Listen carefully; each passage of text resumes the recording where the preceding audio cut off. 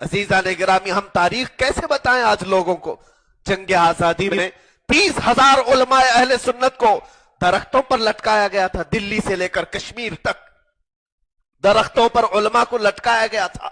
ان کا خون نہیں ہے ہندوستان میں؟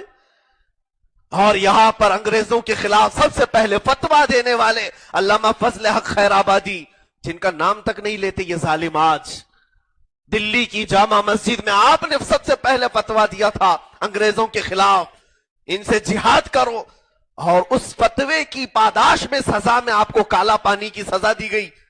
جزیرہ انڈمان نکوبار، علامہ فضل حق خیر آبادی پوری زندگی وہاں قید رہے، اور وہیں پر آج بھی ان کی قبر ہے جزیرہ انڈمان نکوبار میں، جا کر کے دیکھ سکتے ہیں۔ ہندوستان کا ایک آئی لینڈ ہے، وہاں پر پوری زندگی ان کو قید کیا گیا۔ اور علامہ کفایت علی کافی، جن کو جیل میں رکھا گیا، عنایت احمد کاکوری، یہ وہ علماء ہیں جن کی کتابیں آج عالم کورس میں پڑھائی جاتی ہیں۔ عالم نہیں بنتے اب تک جب ان کی کتابیں نہیں پڑھتے ہیں۔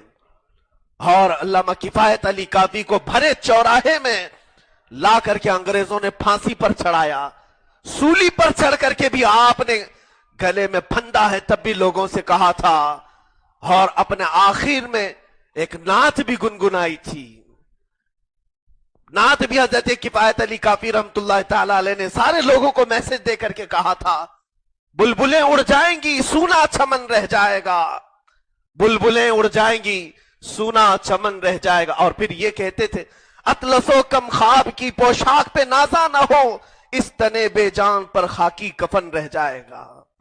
اور آخر میں انہوں نے یہ سب کو میسج دیا تھا۔ اسی طرح اقبال کے یہاں اشعار گونجتے ہیں، سارے جہاں سے اچھا ہندوستان ہمارا۔ کس نے کہا؟ یہ تمام قربانیاں ایک طرف رکھ دی گئیں، اور ہمارے بچوں کو اب تاریخ مٹا کر کے پڑھایا جا رہا ہے۔ عزیزان گرامی، اب بھی تم کیا سمجھتے ہو کہ ہم نہ بولیں یہاں سے، ہم تاریخ نہ دہرائیں یہاں سے؟ ان علماء کو ہمیں قیامت کے دن منہ دکھانا ہوگا۔ ایک بڑے بزرگ عالم دین ہیں، فرماتے ہیں دلی میں جب انگریزوں کی شورش بڑی ہوئی تھی، ایک مولانا جا کر کے ایک انگریز وائسرائے سے ملنے کے لیے گئے ہیں، تو دیکھ رہے ہیں اس کے گھر کے پاس کباب کی بو آ رہی ہے، بہت زیادہ گوشت بھوننے کی بو آ رہی ہے۔ انہوں نے پوچھا کہ یہ بو کیسی ہے اتنی تیز گوشت بھوننے کی؟ اس نے اپنا دروازہ کھولا اور پیچھے جا کر کے دیکھا تو انگارے پورے جلائے ہوئے ہیں، اور ایک عالم کو اس پہ لٹایا ہے۔